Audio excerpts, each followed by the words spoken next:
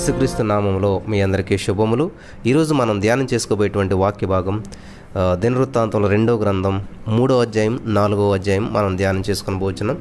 3వ అధ్యాయం చదువుకుని ముందుకెళ్దాం. తరువాత సొలొమోను యెరూషలేములో తన తండ్రి అయినటువంటి దావీదునకు యెహోవా ప్రత్యక్షమైనప్పుడు మోరియా పర్వతమందు దావీదు సిద్ధపరిచినటువంటి స్థలమున యెబూసీయుడైనటువంటి ఒర్నాను కళ్ళ మందు దావీదు ఏర్పరిచిన స్థలమున యెహోవాకు ఒక మందిరమును కట్టనారంభించెను. ప్రార్థించేద్దాం. స్తోత్రం దేవా, ఈరోజు యొక్క వాక్యం ధ్యానిస్తూ ఉండగా మాతో మాట్లాడి మమ్మల్ని అందరినీ బలపరచమని నజరేయుడైన యేసుక్రీస్తు నామములో ప్రార్థిస్తున్నామా పరమ తండ్రి, ఆమెన్. ప్రియులారా, ఈ యొక్క 2 దినవృత్తాంతాల గ్రంథం 3వ అధ్యాయంలో ఉన్నటువంటి 1 నుంచి 13వ వచనాల వరకు ఉన్నటువంటి విషయం మొదటి రాజుల గ్రంథం 6వ అధ్యాయం మొదటి 28వ వచనాల్లో మనం చూడవచ్చు. ఇక్కడ 1వ వచనంలో ఉన్నటువంటి విషయం మొదటి దినవృత్తాంతంలో 21వ అధ్యాయం 18వ వచనం, 22వ అధ్యాయం 1వ వచనం చూసినట్లయితే అబ్రహాము కూడా ఇస్సాకును దేవునికి అర్పించటానికి తీసుకువెళ్ళినటువంటిది కూడా మోరియా కొండ మీదకి అని చెప్పి మనం గమనించాలి. ఆదికాండం 22వ అధ్యాయం 2వ వచనం 14వ వచనం మీరు చూడవచ్చు.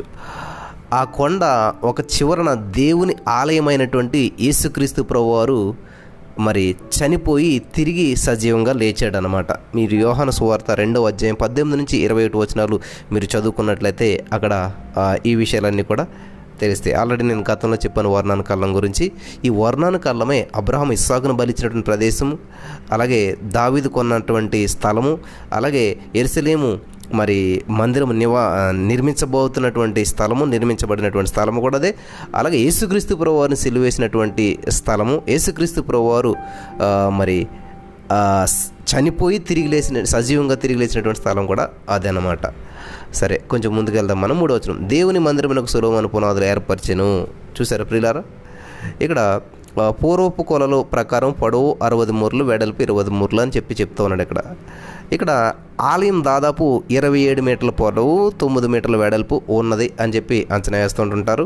ఇక్కడ 7వ వచనం మనం చూసినట్లయితే మందిరపు దూలములను, స్తంభములను, దాని గోడలను, దాని తలుపులను బంగారముతో పొదిగించి గోడల మీద కెరూబులను చెక్కించెను. పిల్లలు వినాలి. ఇక్కడ కెరూబులు అంటే ఆదికాండం 3వ అధ్యాయం 24వ వచనం, ఎహెజ్కేలు 1వ అధ్యాయం 5వ వచనం చదివినట్లయితే తెలుస్తుంది అనమాట. 8వ వచనం మనం చదివినట్లయితే, మరియు అతను పరిశుద్ధ స్థలం ఒకటి కట్టించిన దాని పొడవు మందిరపు వెడల్పును బట్టి 20 మూరలు, వెడల్పు 20 మూరలు, 1200 మణుగుల మేలిమి బంగారుతో అతడు దాన్ని పొదిగించెను.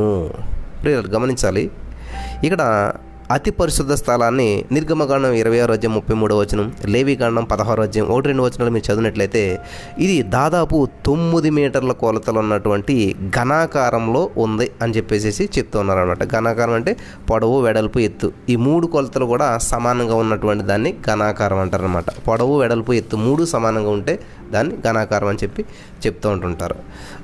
ఈ 3వ అధ్యాయం 14వ వచనంలోకి మనం వచ్చినట్లయితే, అతడు నీలి నూలుతోనూ, ఊదా నూలుతోనూ, ఎర్ర నూలుతోనూ, సన్నపు నార నూలుతోనూ ఒక తెరను చేయించి దాని మీద కెరూబులను కుట్టించెను. జాగ్రత్తగా వినాలి. నిర్గమకాండం 26వ అధ్యాయం 31-35 వచనాలు మీరు చదువుకున్నట్లయితే, అలాగే హెబ్రీలకు రాసినటువంటి పత్రిక 9వ అధ్యాయం 3వ వచనం చదివినట్లయితే 9:3 నుంచి చదువుతుంచండి. 2వ తెరకు ఆవల అతి పరిశుద్ధ స్థలమను గుడారం ఉండెను అని చెప్పి అక్కడ మనం చూస్తూ ఉన్నాం. ఇక్కడ దేవుని సన్నిధి నుంచి మనుషులను ఈ తెర అనేటువంటిది ఏం చేస్తుందంటే వేరు చేస్తూ ఉంటుంది అనమాట. యేసుక్రీస్తు ప్రభువారు ఎప్పుడైతే సిలువలో మరణం పొందారో ఆ సిలువ మరణం సమయంలో ఈ ఆలయం తెర అనేటువంటిది 2గా చినిగిందనమాట. ఆయన చేసినటువంటి అర్పణ వల్ల ప్రతి విశ్వాసికి ఇప్పుడు దేవుని సన్నిధిలోకి ప్రవేశం అనేటువంటిది ఉందని చెప్పి ఇది సూచిస్తూ ఉందన్నమాట. మత్తయి సువార్త 27:51 మీరు చూడొచ్చు. మార్కు సువార్తలో కూడా 15:38 మీరు చూడొచ్చు. లూకా సువార్తలో కూడా 23:45 చూడొచ్చు అనమాట. హెబ్రీ పత్రిక మీరు చదివినట్లయితే 10వ అధ్యాయం 19 నుంచి 22 వచనాల వరకు కూడా మీరు చూడొచ్చు. అలాగే 2వ దినవృత్తాంతాల గ్రంథం 3వ అధ్యాయం 15వ వచనం నుంచి 17వ వచనం వరకు మీరు చదువుకుంటూ వెళ్ళినట్లయితే అక్కడ ఇదియుగాక మందిరం ముందర ఉండుటకే 35 మూరల ఎత్తుగల 2 స్తంభములను, వాటి మీదకి 5 మూరల ఎత్తుగల పీటలను చేయించెను. గర్భాలయమునందు చేసినట్టు గొలుసు పని చేయించి స్తంభములకు పైగాను దాని నుంచి 100 దానిమ్మ పండ్లను చేయించి ఆ గొలుసుల పని మీద తగిలించెను. ఆ 2 స్తంభములను దేవాలయం ఎదుట కుడి తట్టున ఒకటి, ఎడమ తట్టున ఒకటి నిలవబెట్టించి, కుడి తట్టు దానికి యాకీననియు, ఎడమ తట్టు దానికి బోయజు అని పేర్లు పెట్టెను. ఇది ఆల్రెడీ మనం గతంలో చదువుకున్నాం. మొదటి రోజుల గ్రంథం 7వ అధ్యాయం 15 నుంచి 21 వచనాల మీరు చూడొచ్చు. మొదటి రోజుల గ్రంథం 7వ అధ్యాయం 15వ వచనం, అదే 2 రోజుల గ్రంథం 25వ అధ్యాయం 17వ వచనంలో మీరు చూసినట్లయితే ఒక్కొక్క స్తంభం ఎత్తు కూడా 18 మూరలని చెప్తూ ఉన్నాయి. ఈ గ్రంథ రచయిత ఉద్దేశం బహుశా ఈ 2 స్తంభాలు కలిసి సుమారు 35 మూరలు ఎత్తున్నాయని చెప్పి చెప్తూ ఉన్నాడు అనమాట. జాగ్రత్తగా మీరు గమనించినట్లయితే ఇలా ఇక్కడ మనం జాగ్రత్తగా పరిశీలన చేసినట్లయితే ఈ 3-4 అధ్యాయాలు, 3వ అధ్యాయంలో సొలొమోను ఇప్పుడు ఏం చేస్తున్నాడు, గొప్ప మందిరం నిర్మాతగా ఆయన పరిచయం అవుతున్నాడు. ఈ 3వ అధ్యాయంలో మనకి మందిరం నిర్మించబోచున్నటువంటి స్థలం మోరియా కొండ మనకందరికీ తెలుసు. అబ్రహాము తన కుమారుడైన ఇస్సాకును బలి ఇవ్వబోయినటువంటి స్థలం ఇదే. దావీదు ఈ స్థలాన్ని ఒర్నా నుంచి కొన్నాడు. ఈ మందిరం ఎంతో అందమైనటువంటిది, చూడటానికి ఆహ్లాదకరమైనటువంటిది. ఆరాధన స్థలం ఎప్పుడు కూడా ఆకర్షణీయమైనటువంటిది, పరిశుద్ధమైనటువంటిదిగా ఉండాలన్నమాట. అలా ఉండేట్టు మనం చూసుకోవాలి. ఆరాధనకు స్థలమే కాదు ప్రియులారా, మన హృదయం కూడా సిద్ధపరచుకోవాలి. అర్థమవుతుంది కదా అందరికీ? సరే, ఇప్పుడు 4వ అధ్యాయంలోనికి మనం వచ్చేద్దాం. 4వ అధ్యాయం 1వ వచనం మనం చూసినట్లయితే, అతడు 20 మూరల పొడవును 20 మూరల వెడల్పును 10 మూరల ఎత్తును గల ఒక ఎత్తడి బలిపీఠమును చేయించెను. వీళ్ళు గమనించాలి. మనం 3వ అధ్యాయంలో మనం చూసినట్లయితే ఈ విషయాలు నేర్చుకున్నాం. మునుపు ఈ సాక్ష్యపు గుడారం అనేటువంటిది ఉండేదన్నమాట. అదందరికీ తెలుసు కదా మనకి. ఈ ఆలయం దానికంటే పెద్దది. ఇప్పుడు ఈ ఆలయపు కొలతలు అనేటువంటివి 90 అడుగులు పొడవు, 30 అడుగులు వెడల్పు గలదనమాట. ఆలయం చుట్టూ కూడా ఆయా కట్టడాలు మరి చెదురుమదురుగా మనకి ఉంటాయి. ఈ కరుణాపీఠం మీద ఈ కెరూబులు ఉన్నాయి కదా, ఆ కెరూబుల మాట ఏంటని చూసినట్లయితే, ఈ సాక్ష్యపు గుడారంలో దేవుడు మోసేకు కెరూబుల కొలతలు కూడా ఇచ్చి ఉండలేదు. అక్కడేమీ కెరూబుల కొలతలను మోసేకి దేవుడేమి ఇవ్వలేదన్నమాట. ఈ కెరూబులు దేవత్వానికి సూచకాలన్నమాట. దేవత్వం యొక్క కొలతలకు మించినటువంటిది. గమనించాలి, దేవత్వము అనేటువంటిది ఏంటంటే కొలతలకు మించినటువంటిది అనమాట. ఇక్కడ ఈ యొక్క దేవాలయంలో ప్రియులరా కెరూబుల యొక్క కొలతలు ఇవ్వబడినవి. దేవాలయ నిర్మాణమందు సాక్ష్యపు గుడారంలో ఉన్నదానికంటే ఆధ్యాత్మికమైనటువంటి విషయం అంటే గమనించాలి. సాక్షి గుడారం అన్న మన గుడారం అన్న ఒకటి, ఆ గుడారంలో ఉన్నదానికంటే ఈ యొక్క ఆధ్యాత్మికత అనేటువంటిది తగ్గిందని చెప్పాలన్నమాట. ఎందుకంటే దేవత్వాన్ని ప్రియులరా మితులకు లోను చేసేటువంటి ప్రయత్నం అనాధ్యాత్మికం అవుతుంది అనమాట. గమనించాలి, దైవత్వం అనేటువంటిది మిత్ లిమిట్స్. దైవత్వానికి ఎప్పుడు కూడా లిమిట్స్ అనేటువంటి ఉండదన్నమాట.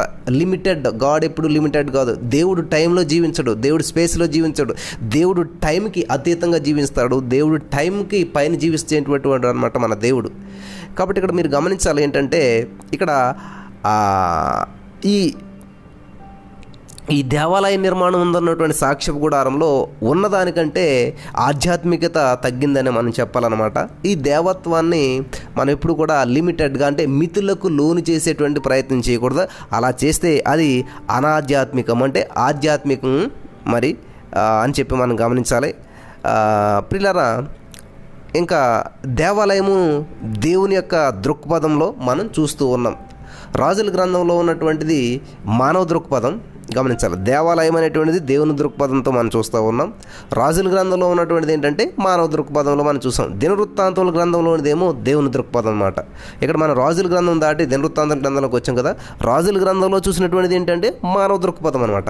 ఇక్కడ దినవృత్తాంతాల గ్రంథంలో మనం చూస్తున్నటువంటిది ఏంటంటే దేవుని దృక్పథం, మానవ దృక్పథం, దేవుని దృక్పథం. కాబట్టి ఇక్కడ దేవాలయంలో ఉన్నటువంటి మధ్య తెర ఎంత అందమైనదో ఒకసారి మీరు గమనించారా, చదివారా? ఈ తెర యేసుక్రీస్తు ప్రభువారి యొక్క మానవతను దేవాలయపు తెర మరి చూపుతూ ఉన్నట్టుగా మనం చూస్తాం. యేసుక్రీస్తు ప్రభువారి యొక్క మానవతను ఈ తెర అనేటువంటి చూపిస్తుంది అనమాట. మీరు ఒకసారి మత్తయి సువార్త 27వ అధ్యాయం 51వ వచనం మీరు చదివినట్లయితే అక్కడ దేవుని వాక్యం సెలవిస్తుందంటే, అప్పుడు దేవాలయపు తెర పైనుంచి కిందకి రెండుగా చినిగను, భూమి వణుకను, బండల బద్దలాయను. చూసారా, సిలువ వేయబడినప్పుడు ఇక్కడ ప్రియులారా దేవాలయపు తెర నడిమికి చిరిగింది. మీకు అందరికీ తెలిసే విషయం. అంటే విశ్వాసులకు దేవుని సన్నిధిలోకి నిరంతర ప్రవేశం అనేటువంటిది లభించింది. ఇది దేవుడు ప్రతిష్ఠించినటువంటి సజీవ నూతన మార్గం అన్నమాట. వింటున్నారా? సజీవ నూతన మార్గం. మనం 2వ దినవృత్తాంతాల గ్రంథం 3వ అధ్యాయం 14 చూసినట్లయితే, అతడు నీలి నూలుతోనూ ఊదా నూలుతోనూ ఎర్ర నూలుతోనూ సన్నపు నార నూలుతోనూ ఒక తెరను చేయించి దాని మీద కెరూబులను కుట్టించెను. ప్రియులు గమనించాలి, మనకు దేవుడు ప్రతిష్ఠించినటువంటి సజీవమైనటువంటి నూతనమైనటువంటి మార్గం ఇప్పుడు మనకు వచ్చిన తెర 2గా తిరగటం వల్ల. ఇక్కడ తెర అందాన్ని మనం చూసినట్లయితే ప్రియులరా, చాలా అద్భుతమైనటువంటి విషయాలు మనం చూడగలుగుతూ ఉంటుంటాం. మత్తయి సువార్తలోకి మనం వెళ్ళినట్లయితే, మత్తయి సువార్త 3వ అధ్యాయం 17వ వచనం చూసినట్లయితే, ఇదిగో ఈయనే నా ప్రియకుమారుడు, ఈయన యందు నేను ఆనందించుచున్నానని చెప్పి ఆకాశం నుంచి ఒక శబ్దం మనం వింటూ ఉన్నాం. కాబట్టి ఇక్కడ దేవుడు పరలోకం నుంచి పలికినటువంటి మాట ఈ యొక్క అందాల తెరను గురించి అని చెప్పేసి మనం గమనించాలి. దేవాది దేవుడు పరలోకం నుంచి పలికినటువంటి మాట ఈ యొక్క అందమైనటువంటి తెరను గురించి అని చెప్పి మీరు గమనించాలి. ఇక్కడ 3వ అధ్యాయం 15వ వచనం మనం చూసినట్లయితే, 2వ దినవృత్తాంతాల గ్రంథం 3వ అధ్యాయం 15వ వచనంలో, ఇదియుగాక మందిరపు ముందర ఉండేటికి 35 మూరల ఎత్తుగల 2 స్తంభములు, వాటి మీదకి 5 మూరల ఎత్తుగల పీటలను చేయించెను. 2 స్తంభాల కొలతలు కూడా ప్రియులారా చూడండి ఒకసారి, మనకి ఆశ్చర్యం అనిపిస్తూ ఉంటుంటుంది, ఆశ్చర్యం కలుగుతూ ఉంటుంటుంది. స్తంభాలు ప్రియులారా బలాన్ని, అందాన్ని ప్రచురపరుస్తూ ఉన్నాయి. బలం, అందం కోసం ఈ తరం ప్రజలు ఎంత తాపత్రయపడుచున్నారో మనందరికీ కూడా బాగా తెలుసు. బలంగా ఉండాలి, ఫిట్గా ఉండాలి, అందంగా ఉండాలి, ఆకర్షణీయంగా ఉండాలని చెప్పేసి చాలా పాటలు పడుతున్నారు. మరి ఇక్కడ ఉన్నటువంటి గొలుసుల సంగతి ఏంటని చూసినట్లయితే, గొలుసు జాతీయ సమైక్యతకు గుర్తు అనమాట. గొలుసు జాతీయ సమైక్యతకు గుర్తు అనమాట. ఇక్కడ గమనించినట్లయితే ఇక్కడ జాతులు, గోత్రాలు, కుటుంబాలు మొదలైనవన్నీ కూడా ఒకదానికొకటి కలపబడి ఉన్నాయి. గొలుసు అంటే అర్థం చేసుకోవాలి మీరంతా కూడా. జాతులు, గోత్రాలు, కుటుంబాలు ఇవన్నీ కూడా ఒకదానికొకటి ఇంటర్లింక్ అయి ఉన్నాయన్నమాట. అంతా ఒకటే గొలుసులాగా మనకి విస్తరించి ఉందన్నమాట. దేవునికి స్తోత్రం కలుగును గాక. అంతా కూడా ఒకటే గొలుసులాగా విస్తరించి ఉన్నదన్నమాట. అందుకనే మనం 133వ కీర్తన 1వ వచనం చదువుతాం, సహోదరుల ఐక్యత కలిగి నివసించడం ఎంత మేలు, ఎంత మనోహరం. ఈ రోజున క్రైస్తవ్యం శాఖోపశాఖలుగా సీలిపోయి ఒకరినొకరు మరి విమర్శలు అంటే చెడ్డ విమర్శలు చేసుకుంటూ మరి సైతానికి చోటిస్తూ ఉన్నారు. ఒకరినొకరు విమర్శించుకుంటున్నారు. దైవ సేవకులు విమర్శించుకుంటున్నారు. ఒకరు బోధ ఒకరికి నచ్చట్లేదు, ఒకరు చర్చ ఒకరికి నచ్చట్లేదు, ఒక విశ్వాసులు ఇంకొక విశ్వాసులకు నచ్చట్లేదు. ఇలాగా దుర్విమర్శలు చేసుకుంటూ ఒక డొనామినేషన్ ఇంకొక డొనామినేషన్ నిందించుకుంటూ, దూషించుకుంటూ మరి దేవుని నామానికి అవమానించేటువంటి కార్యాలు మనం సంఘంలో, సమాజంలో చాలా చూస్తూ ఉన్నాం. దీని ద్వారా ప్రభుకు ఏ మాత్రమును కూడా మహిమ రాదు ప్రియులారా. మనమంతా ఒకే శరీరము. దేవుని సంఘం అంటే దేవుని శరీరమే. వింటున్నారా? దేవుని సంఘం అంటే దేవుని శరీరమే. 2వ దినవృత్తాంతాల గ్రంథం 3వ అధ్యాయం 16వ వచనం చూసినట్లయితే, గర్భాలయమునందు చేసినట్టు గొలుసు పని చేయించి స్తంభంలో పైగాని దానిని ఉంచి 100 దానిమ్మ పండ్లను చేయించి ఆ గొలుసు పని మీద తగిలించెను. ప్రియులు గమనించాలి, ఇక్కడ 100 దానిమ్మ పళ్ళు ఎన్ని ఉన్నాయంటే 100 అంటే 100 దానిమ్మ పళ్ళు దేనికి సాదృశ్యం అంటే 100 దానిమ్మ పళ్ళు ఉన్నాయి. ఈ దానిమ్మ పండ్లు అనేటువంటివి దేనికి సాదృశ్యం అంటే ఫలభరిత స్థితిని చూపుతూ ఉంటాయి అన్నమాట. దానిమ్మ పండు అంటే ఫలించడం కదా. ఈ దానిమ్మ పండ్లు దేన్ని చూస్తున్నామంటే ఫలభరితమైనటువంటి స్థితిని చూపుతూ ఉన్నాయన్నమాట. 3వ అధ్యాయం 14వ వచనంలోకి మనం వెనక్కి అతడు నీలి నూలుతోనూ, ఊదా నూలుతోనూ, ఎర్ర నూలుతోనూ, సన్నపు నార నూలుతోనూ ఒక తెరను చేయించి దాని మీద కెరూబును కుట్టించెను. గమనించాలి ప్రియులారా. అంతేకాదు ఇక్కడ రంగులు ఇక్కడ మనకి ఈ అధ్యాయంలో పేర్కొనబడ్డాయి. రంగులు చాలా స్పష్టంగా రాశాడు ఆయన. ఎందుకని అంత ప్రాముఖ్యమైనటువంటిగా రంగులు మనకి ఇక్కడ పేర్కొనబడ్డాయో జాగ్రత్తగా పరిశీలించేద్దాం. చూడండి ఒకసారి. ఇక్కడ మీరు గమనించినట్లయితే ప్రియులారా, తెరకు ఎన్ని రంగులు ఉన్నాయి చెప్పాలి అందరూ కూడా. తెరకు ఎన్ని రంగులు ఉన్నాయో మనం ఒకసారి ఆలోచన చేసినట్లయితే ఇక్కడ 4 విషయాలు మనకు కనిపిస్తూ ఉన్నాయి. నెంబర్ 1 నీలిరంగు. నీలిరంగు అనేటువంటిది ఏ రంగు? ఆకాశపు రంగు అంటారు కదా. ఈ యొక్క ఆకాశపు రంగు పరలోకానికి సంకేతంగా ఉన్నదనమాట. రాసుకోవాలి త్వరగాను. ఈ నీలిరంగు అనేటువంటిది ఆకాశపు రంగు, ఇది పరలోకానికి సంకేతం అనమాట. అలాగే ఊదా రంగు అనేటువంటిది, ఊదా రంగు వస్త్రం వేస్తారు రాజులు కదా, కాబట్టి ఊదా రంగు అనేటువంటిది రాజరికానికి గుర్తుగా ఉందన్నమాట. నెక్స్ట్ ఎరుపు అనేటువంటిది రక్తానికి సాదృశ్యం. ఎవరిది? యేసుక్రీస్తు ప్రభువు రక్తం. కాబట్టి యేసుక్రీస్తు ప్రభువు రక్తం ద్వారా కలిగేటువంటి విమోచన అనేటువంటిది మనకి ఇక్కడ ఎరుపులో కనిపిస్తూ ఉంది. చాలా ఆధ్యాత్మికమైనటువంటి విషయాలు ఇవన్నీ కూడా రాసి పెట్టుకోవాలి, మీరు ధ్యానిస్తూ ఉండాలి, గుర్తుపెట్టుకుంటూ ఉండాలి. నెక్స్ట్ సన్నని నార బట్టలు కూడా మనకు కనిపిస్తూ ఉన్నాయి. అవి ఏ కలర్లో ఉన్నాయంటే తెలుపు అనమాట. గమనించారు, ఇక్కడ 4 కలర్లు: నీలి రంగు, ఊదా రంగు, ఎరుపు రంగు, తెలుపు రంగు. ఈ తెలుపు అనేటువంటిది పరిశుద్ధ జీవితానికి సంకేతం అనమాట. తెలుపు అనేటువంటిది పరిశుద్ధ జీవితానికి సంకేతం. సో ఈ 4 రంగులు మనకు అక్కడ, ఈ తెరకు ఎన్ని రంగులు అంటే 4 రంగులు మనకు కనిపిస్తూ ఉన్నాయి. దేవుని దృష్టిలో ఈ 4 రంగులు కూడా ఎంతో అర్థవంతమైనటువంటివి, ప్రియులు గమనించాలి. అలాగే మనకి ఈ 4వ అధ్యాయంలో చూసినట్లయితే ఎన్నో అర్థవంతమైనటువంటి, ప్రియులరా, ఈ 4వ అధ్యాయం చూసినట్లయితే మనకు చాలా ఎన్నో వస్తువులు కనిపిస్తూ ఉంటుంటాయి, ఎన్నో పాత్రలు కనిపిస్తూ ఉంటుంటాయి, ఎన్నో పనిముట్లు కనిపిస్తూ ఉంటుంటాయి. ఇత్తడి బలిపీఠం, గంగాళం, దీపస్తంభాలు, బల్లలు, ఇవన్నీ కూడా యేసుక్రీస్తు ప్రభువారి యొక్క విమోచనాత్మకమైనటువంటి వ్యక్తిత్వానికి, క్రియకు అర్థవంతమైనటువంటి వస్తు పాఠాలు అన్నమాట అవన్నీ కూడా. అయితే ఒక మాట ప్రియులరా, ఈ సాక్ష్యపు గుడారంలోనే మరి నిరాడంబరత, క్లుప్తత ఈ యొక్క మహామందిరంలో మనకి కనిపించదు. గమనించాలి, అంతా కూడా అట్టహాసమే, ఎంతో ఖర్చుతో కట్టడం జరిగింది. హెబ్రీ పత్రికలో పౌలు సాక్ష్యపు గుడారంలోని సంకేతాలకు భాష్యం చెప్పాడు. అంతేగాని సొలొమోను దేవాలయం కాదు అక్కడ. గమనించాలి, పౌలు గారు కూడా దాని గురించి చెప్తాడు. ఇదేంటంటే ఆ సాక్ష్యపు గుడారంలోని సంకేతాలకు మాత్రమే భాష్యం చెప్పాడు, కానీ ఆయన సొలొమోను నిర్మించినటువంటి సొలొమోను దేవాలయానికి కాదు. గమనించాలి మీరంతా. ఒకసారి హెబ్రీ పత్రికలకు మనం వెళ్ళినట్లయితే, హెబ్రీ పత్రిక 9వ అధ్యాయంలో మనం చూసినట్లయితే అక్కడ 2వ వచనం: ఏలయనగా మొదట ఒక గుడారం ఏర్పరచబడిన, అందులో దీపస్తంభమును బల్లయు దాని మీద ఉంచబడిన రొట్టెలను ఉండెను, దానికి పరిశుద్ధ స్థలమని పేరు. చూశారు కదా. 3వ వచనం: 2వ తెరకు అవతల అతి పరిశుద్ధ స్థలమును గుడారమును ఉండెను, అందులో సువర్ణతో పార్తియు అంతటను బంగారు రేకులతో తాపబడినటువంటి నిబంధన మందసమును ఉండెను, ఆ మందసములో మన్నా గల బంగారు పాత్రయు చిగిరించినటువంటి అహరోను చేతికర్రయు నిబంధన పలకలను ఉండెను. 5వ వచనం: దానిపైన కరుణాపీఠము కమ్ముకొనుచున్న మహిమగల కెరూబులను ఉండెను, వీటిని గూర్చి ఇప్పుడు మనం వివరంగా చెప్పవలపడదని చెప్పి ఇక్కడ రాయబడి ఉంది. హెబ్రీ పత్రిక 9వ అధ్యాయం 5వ వచనం వరకు మనం చూసినట్లయితే, అతి పరిశుద్ధ స్థలమును వేరు చేసేటువంటి, ప్రియులారా, తెర ఏంటంటే యేసుక్రీస్తు ప్రభువారి యొక్క శిలువ మరణం చెందినప్పుడు పైనుంచి నడిమి వరకు కూడా 2గా చినిగిపోయింది. దేవాలయ తెర 2గా చిరిగిపోయింది అనమాట. అతి పరిశుద్ధ స్థలాన్ని వేరు చేసేటువంటి స్థలం మనం, ఆ యొక్క క్లాత్ ఏదైతే తెర ఉందో అది చినిగిపోయినట్టుగా మనం చూస్తూ ఉన్నాం, మీరు జాగ్రత్తగా గమనించినట్లయితే. అలాగే ఇక్కడ హెబ్రీ పత్రిక 10వ అధ్యాయం 22వ వచనం చూసినట్లయితే, మనస్సాక్షికి కల్మసము తోచకుండునట్లు ప్రోక్షించబడినటువంటి హృదయములు గలవారును, నిర్మలమైనటువంటి ఉదకముతో స్నానము చేసిన శరీరములు గలవారునై ఉండి, విశ్వాస విషయంలో సంపూర్ణ నిశ్చయత కలిగి యథార్థమైనటువంటి హృదయముతో మనము దేవుని సన్నిధానమునకు చేరుదుము. గమనించాలి, యేసుక్రీస్తు ప్రభు వారు చిందించినటువంటి రక్తాన్ని బట్టి మనకి అతి పరిశుద్ధ స్థలానికి ప్రవేశం దొరికిందనమాట. యేసు రక్తము చిందించబడింది, మరి తెర చినిగింది.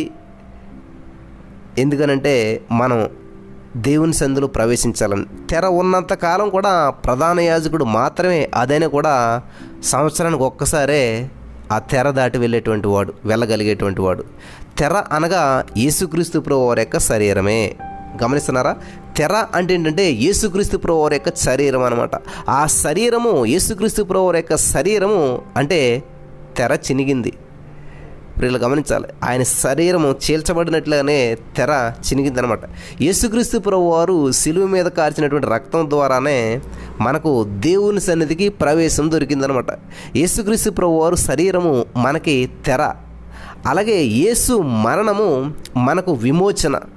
యేసుక్రీస్తు ప్రభువారు మరి తన రక్తాన్ని చిందించి, తన రక్తాన్ని కాచి, ఆ రక్తంతో ఆ రక్తాన్ని చిందించే తండ్రి సన్నిధికి ఆయన వెళ్ళాడు అనమాట.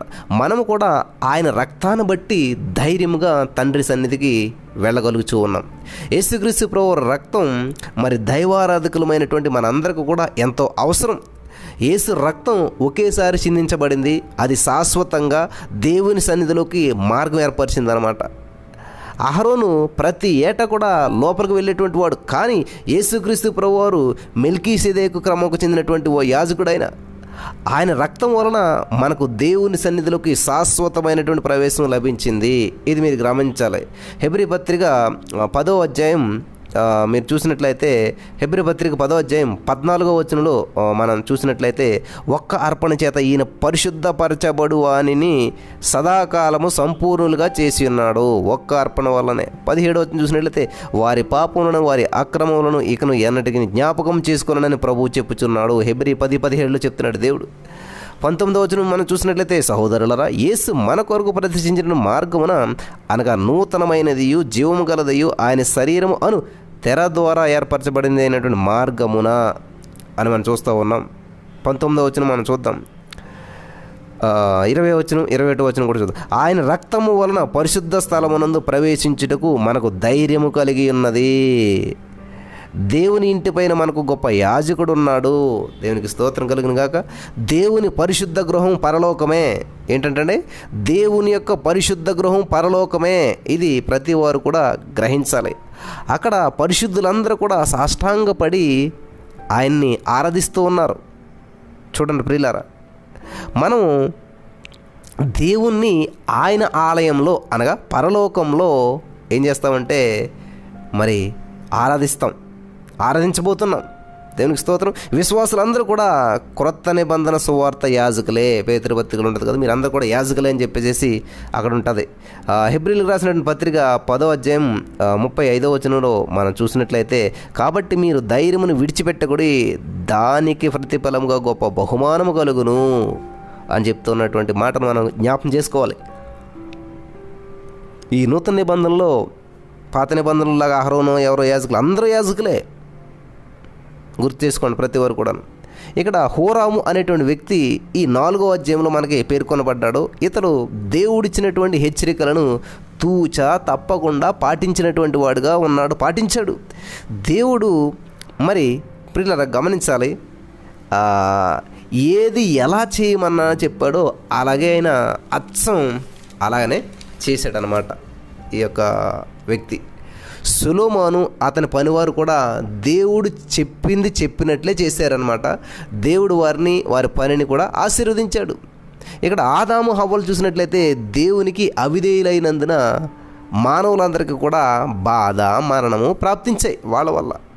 ఇక్కడ నాదాబు అబీహులు మీరు తెలుసు, వాళ్ళు అహరోను బిడ్డలు, వాళ్ళు ఆ అన్యాగ్నిలో మరి అటుకొచ్చి అన్యాగ్నిని తీసుకుని వచ్చి వాళ్ళు ఏం చేస్తారంటే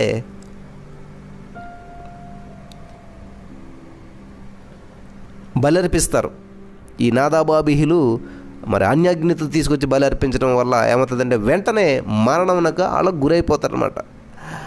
అలాగే ప్రియులారా, దేవుడు మోసే గారితో బండతో మాట్లాడు, రాతితో మాట్లాడు అంటే దాన్ని కొట్టాడు. ఫలితంగా వాగ్దత్త భూమిలోనికి ప్రవేశించినటువంటి భాగ్యాన్ని పోగొట్టుకున్నటువంటి వాడుగా మోషే కనిపిస్తూ ఉన్నాడు. అలాగే దేవునికి అవిధేయుడైనటువంటి సౌలు మరి చేసినటువంటి తప్పు మీకు అందరికీ తెలుసు. ఆ శత్రుశాసనం ఉంచకూడదంటే అగగురాజును ఉంచుతాడు. మంచి మరి జంతువులన్నిటిని కూడా ఉండనిస్తాడు. ఏ జంతువును ఉంచకూడదంటే మంచి జంతువులు అగగురాజులు అందరూ ఉంచుతాడు అనమాట. అలాగా ఉంచినందుకు దేవుని యొక్క ఉగ్రతకు లోనై మరి ఈ రాజ్యం పోగొట్టుకుంటాడు. ఉండనివ్వకూడదంటే రాజును మంచి జంతువులను కూడా ఉండించాడు కాబట్టి రాజ్యాన్ని పోగొట్టుకుంటాడు. ఇక్కడ ఉజ్జా కూడా చూసినట్లయితే అవిధేయుడై మందసాన్ని ముట్టుకున్నాడు. మరి లేవీలు చేయవలసిన పని తాను చేసి మందసాన్ని ముట్టుకుని చనిపోయాడు. వెంటనే మరణించాడు ఆయన. అలాగే ఉజ్జియా కూడా మరి యజమాని స్థానంలో దేవునికి ధూపం వేశాడు. వెంటనే అతనికి కుష్టి వ్యాధి వచ్చింది. ఇప్పుడు గమనించాలి, ఇక్కడ దేవునికి విధేయులమైతే మనకు ఆశీర్వాదం వస్తుంది, అవిధేయులమైతే శాపం వస్తుంది. కాబట్టి ఇక్కడ హోరాము సొలొమోను సేవకులు దేవునికి విధేయత చూపించారు. కాబట్టి మనం కూడా దేవుడు మనకు అప్పచెప్పిన పని పట్ల శ్రద్ధ, వినయము, విధేయత చూపించినప్పుడు మంచి ఫలితం చూడగలుగుతాం. ఇన్నరా స్కూల్లో కాండక్ట్ సర్టిఫికెట్ అని ఇచ్చేవారన్నమాట. ఈ క్యాండిడేట్ ఎలాంటి వాడు, సాటిస్ఫైడ్, నైస్, వెరీ గుడ్, ఇట్లాగా చిన్నది కాండక్ట్ సర్టిఫికెట్ అని చెప్పేసి ఇచ్చేవారనమాట. అది పట్టుకెళ్తే వేరే స్కూల్లో మంచి ఇంప్రెషన్తో జాయిన్ చేసుకుంటారని చెప్పేసి. అది ఇక్కడ ఏమీ ఇప్పుడు లేవనుకోండి, ఇప్పుడు ఈ రోజుల్లో కనిపించలేదు అటువంటి ఏమీ కూడాను. కాబట్టి మనం ఇక్కడ దేవుడు మనల్ని ఒక సేవకు పిలిచినప్పుడు, దేవుడు పనికి మనల్ని పిలిచినప్పుడు మనం ఏం చేయాలంటే దేవునికి విధేయతతోటే పని చేయాలన్నమాట. అవిధేయులైతే శాపం, విధేయులైనట్లయితే మరి ఆశీర్వాదం దేవుని సన్నిధిలో మనం పొందుకోగలుగుతాం. హల్లెలూయా, దేవునికి స్తోత్రం. కాబట్టి ఈరోజు ఈ యొక్క విషయాల ద్వారా దేవుడు మన వెనుకడిలో ఈ యొక్క వాక్యాన్ని దీవించి ఆశ్రయించి ప్రతి హృదయంలో నాటబడి ఫలింపచేయటకు దేవుడు సహాయం చేయను గాక. ఆమేన్.